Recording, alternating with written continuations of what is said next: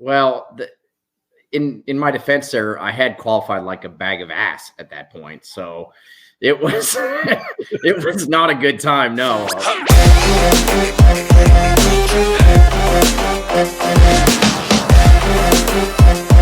Aj Allmendinger once again joining us here in the Freak Nation. And again, after a big win on the Roval, the Charlotte Roval here, the Freaks. And AJ, we talked about this Sunday night because you refused to join us live Sunday night because you had too many things to do. That we knew there was a hell of a lot of intensity that you keep inside that little body of yours. But after that win at the Roval, my friend, holy smokes, we saw a side of AJ that, frankly, the Freaks haven't seen in the 20 plus years of dealing with you, man. You doing okay?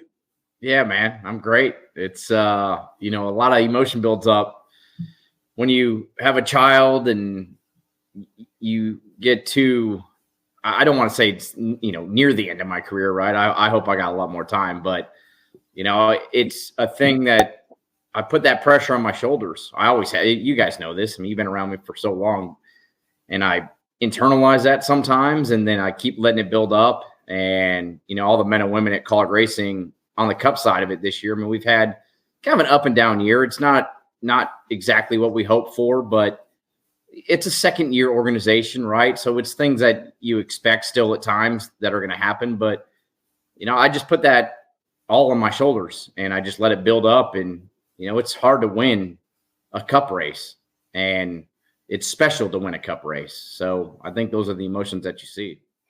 Aj Allmendinger joining us here in the Freak Nation. And AJ also told a story about it in Indianapolis Motor Speedway where you and I went down the elevator together, and it was about a 12-second elevator ride, but it lasted about 2 hours because you and I sat in an elevator and we didn't say a thing. I didn't want to say anything to you. I could tell by the look on your face you weren't happy. It was very strange, frankly. It's not the Kenny and AJ show that usually is. There's something deep about you not wanting to hop in a crappy race car.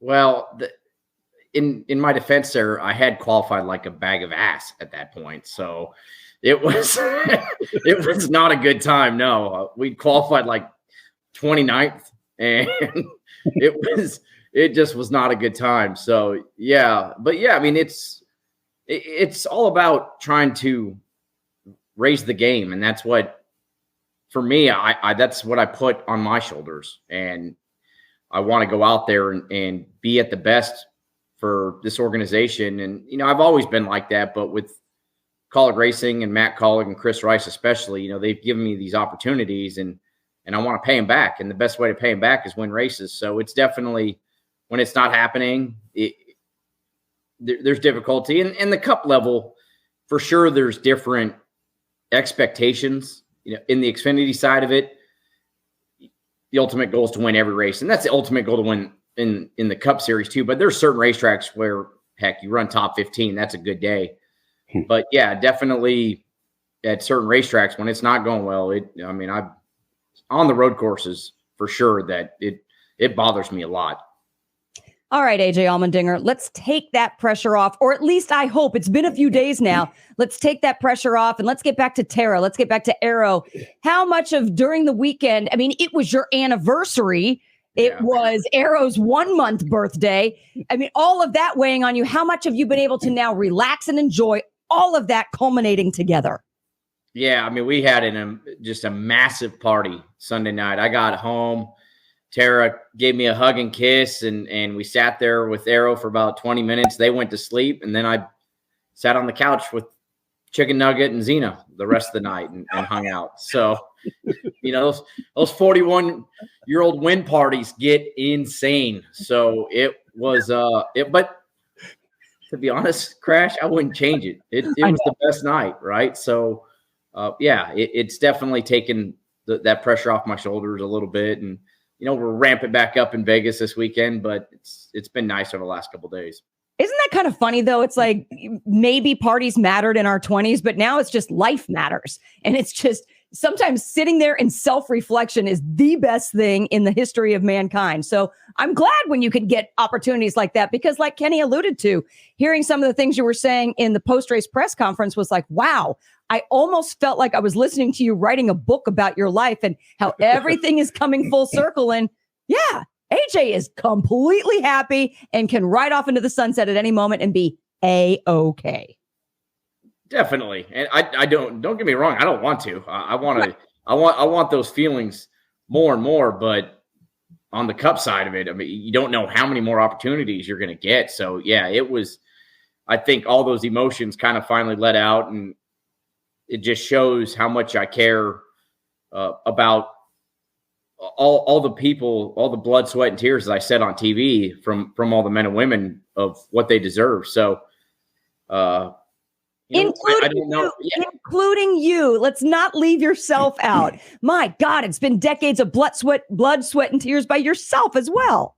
Definitely. But for me, I think I can always internalize, I'm okay with it, whatever happens with just me personally. But for them, that's where it comes from. But yeah, it's amazing. It should be celebrated because it's so tough to win one of those races. There's a lot of great teams and great drivers in the series right now. Some of them that have been in the playoffs this year that haven't won races. So, I mean, it's not easy to do. So you definitely got to let the emotion out once it happens. You had your best success with a small team that wasn't based in Indianapolis. It was in Colorado, I believe. And now you're having success with another small team. You feel comfortable in that kind of environment where you know everybody and everybody knows you?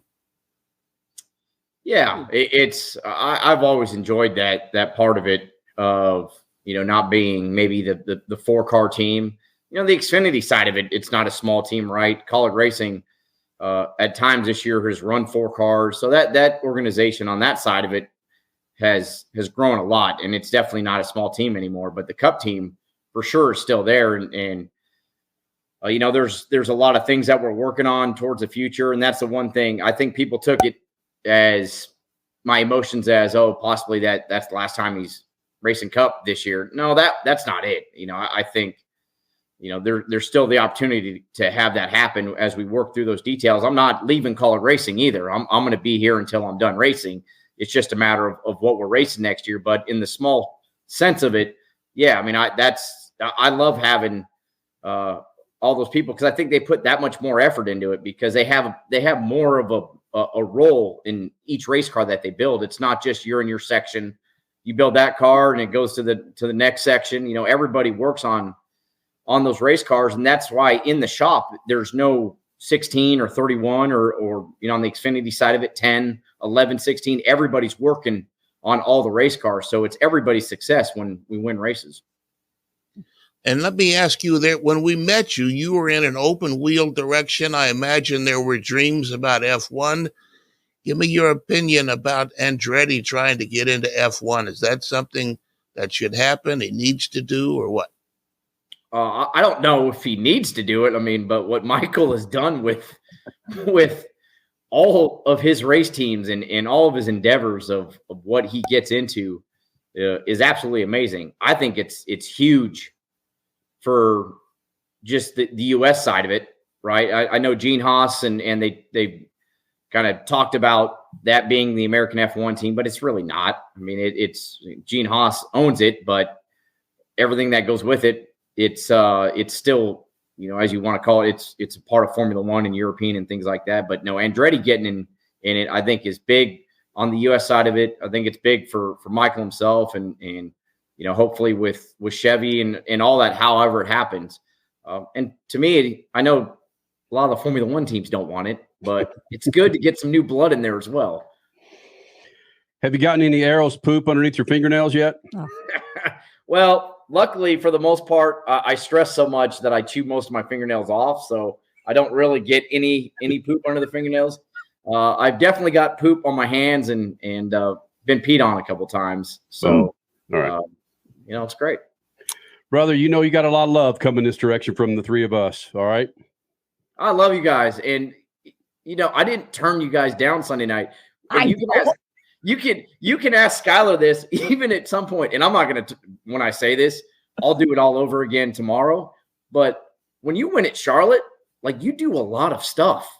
Like, we're up, like we're up in the suites. We're up, we're doing interviews on pit road about 3 hours later. Like, I didn't leave the racetrack, I don't think, till about 9:30. So even Skylar and I were like, wow, this is a lot. And believe me, I'll do it again tomorrow. But it's pretty badass to win at Charlotte. Yeah. Well, nice. We didn't cry for you this time, but we were happy for you. I did. Yeah, Crash did. I did. All right. Buddy, we'll talk to you soon. Hey, man, I love you guys. Love Anytime. you. See you. See you.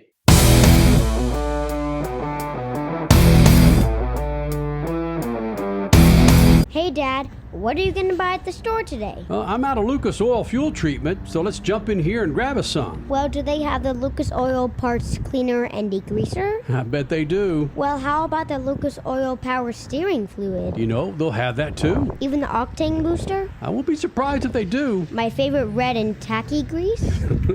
Yes, they will, babe. Dad, when we're done, can we grab some candy? Deal, but you gotta share. Awesome! Lucas works.